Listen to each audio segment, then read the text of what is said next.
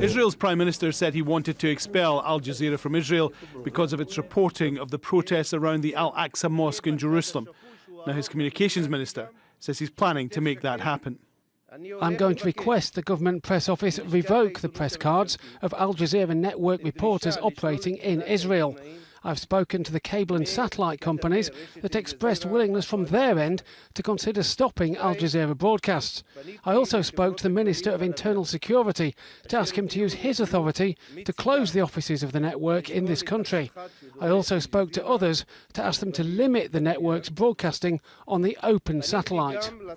He claims cable and satellite providers have agreed to block the network's transmissions, but he will need to table fresh legislation to force the closure of its bureau in Jerusalem. A former Israeli Justice Minister told AlJazeera he doesn't think that will happen. It is not a decision to close down AlJazeera in Israel from today to tomorrow. As it was said before me, it's a long process, and Israel is a democracy, and it is possible to petition it, and there is a Supreme Court, and it won't be so easy to take such a decision like in some other countries in this world, including some other Arab countries. You cannot just take this decision and tomorrow there is no AlJazeera. This attack on AlJazeera is really an attack on all critical independent journalism, and I think it's a really, it is a very strong statement, which I think will worry a lot of international journalists on the spot, and a lot of Democrats inside Israel who will worry very much that the government is going down a path which is more authoritarian and more repressive than it has known in recent years. Saudi Arabia, the United Arab Emirates, Bahrain and Egypt called for the complete closure of the network as part of their own ongoing diplomatic dispute with Qatar. Israel now joins those voices against the network, and the Communications Minister surprisingly revealed his government wants to meet those countries, traditional rivals, as part of a larger conference in the region. Lately, most of the countries in our region determined that AlJazeera supports terror, supports religious extremism. This comes from the Gulf countries, including Saudi Arabia, Jordan, Egypt, all the countries that we, as Israel, want to hold a regional conference, an economic, political and even a security agreement. AlJazeera was the first Arab-owned news network to offer a platform to Israeli politicians and commentators. It rejects any idea its coverage in Israel has been biased or inflammatory. The Israelis have given no indication of a timescale on how to curtail AlJazeera's operations in the country, which will depend on the approval of several government agencies. Alan Fisher, AlJazeera. Police have already questioned Prime Minister Benjamin Netanyahu several times in relation to his alleged attempt to control political coverage in Israel's biggest Hebrew-language newspaper in exchange for weakening a rival publication.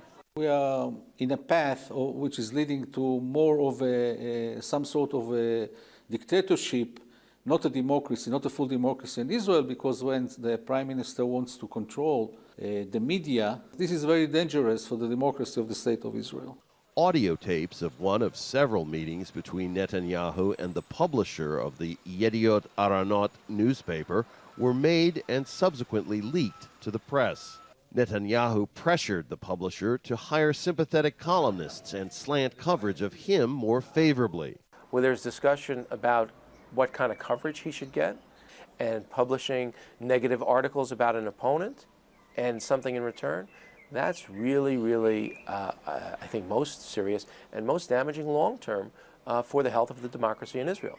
In return, Netanyahu reportedly promised to work to prevent a rival paper, Israel Hayom, from publishing lucrative weekend supplements. The leaked transcripts indicate Netanyahu predicted the publisher would reap, quote, enormous financial benefits from the deal. There are suspicions of bribery because there was something in exchange giving and there was money involved. Advertisement is money, and we're talking about millions of shekels. Netanyahu, who has governed Israel since 2009, has dismissed all allegations of any wrongdoing. Analysts say the Prime Minister has long had an adversarial relationship with the press. Netanyahu's Achilles' heel is the media. He is more fearful of the media than anything else, and that may be because he gained popularity and he gained power from the media, and he is very, very much afraid of it and even acts sometimes in an irrational manner. Once police have completed their investigation, it will be up to Israel's Attorney General to decide whether to bring charges. And even then, under Israeli law, the Prime Minister can continue in office even if he's under indictment. Rob Reynolds, Al Jazeera, West Jerusalem.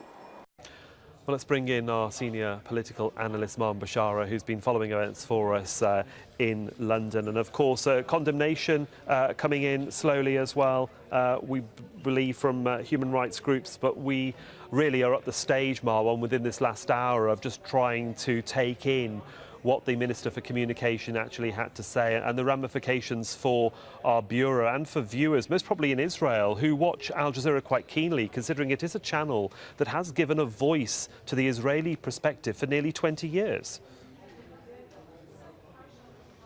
Absolutely. As you said, when we get to the bridge, we'll figure out how to cross it. For the time being, this is still in the realm of threat and warnings, if you will. It remains to be seen whether such a law will pass in the Israeli parliament. For the time being, I foresee more and more condemnations and criticism of the decision by the Israeli government, certainly from within and from without Israel, because I think a good number of Israeli journalists, you will see, they will stand against this kind of decision, even if they are critical of Al Jazeera themselves. Because, as they say, and this is probably more familiar to Jewish audiences in general, they say they first came for the Jew and then they came to the such and such. And they also understand, everyone understands, you might first come to Al Jazeera, but eventually you will come after every other journalist who you disagree with. So I think more and more pressure will probably build up on Israel and on the Israeli government per se, simply because this is the kind of decision that we've seen when it was taken earlier by certain Arab dictators wasn't received kindly. And by the way, so I actually want to read this to our viewers around the world, because I didn't realize it was that simplistically stupid. Because the Israeli communication minister said exactly those words. We have based our decision on the move by Sunni Arab states to close Al Jazeera offices and prohibiting their work. What he is saying, that Israel now takes its cue from Arab dictators. That's it. He actually said we based our decision on the fact that General Sisi of Egypt, who through a coup d'etat is ruling Egypt, and the kind of Mohammed bin Salman of Saudi Arabia and Mohammed bin Zayed of the United Arab Emirates, those dictatorships now dictate to Israel what it does about press and press credentials. Let's everyone around the world now listen up to this. Israel is taking its cues from Arab dictators. Not only are we seeing the emergence of a new alliance between dictators and the military occupation of Israel, a new axis is coming out of the closet, but we're seeing Israeli minister admitting to journalists that Israel takes its cue from Arab dictators. That's the one and only democracy in the Middle East. How do you think if that's the statement that you're coming out with, Marwan, how do you think that's going to be received by the right wing in Israel then? Well, the right wing in Israel has taken a good number of steps to the right. We have been reporting that, unlike a lot of other networks, who like to praise the startup nation and so on and so forth. Our coverage of Israel has shown over the years why the Israeli political map has moved rightward, and how, because the United States continues to reward Israel for its policies towards the Palestinians, including quadrupling the settlements over the last 15, 20 years, including the continued occupation, military occupation, the discrimination against the Palestinian minority within Israel, and so on and so forth. Israel has continuously moved to the right. So even Prime Minister Netanyahu, who's under pressure for corruption cases and so on and so forth, still enjoys the kind of support among various political parties who are mostly on the right in Israel. So unfortunately, we have a tendency, an authoritarian tendency, that has went to the extreme in Israel over the years. Instead of Israel becoming more moderate and trying to coexist and reconcile with the Palestinians, I think the occupation has basically pushed Israel more to the right. And I think we will see among the coalition parties support for this kind of step by the Netanyahu government. Well, for the moment, we'll leave it there, Marwan. Thanks for joining us from London.